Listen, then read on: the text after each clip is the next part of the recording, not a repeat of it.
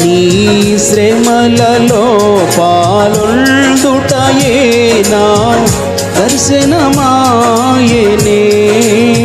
నా తనువందున శ్రమలు సహించి నీ వారసుడానైతిని. ఆహ నా ధన్యత, ఓ నా భాగ్యము, ఏమని వివరింతును, ఏమని వివరింతును.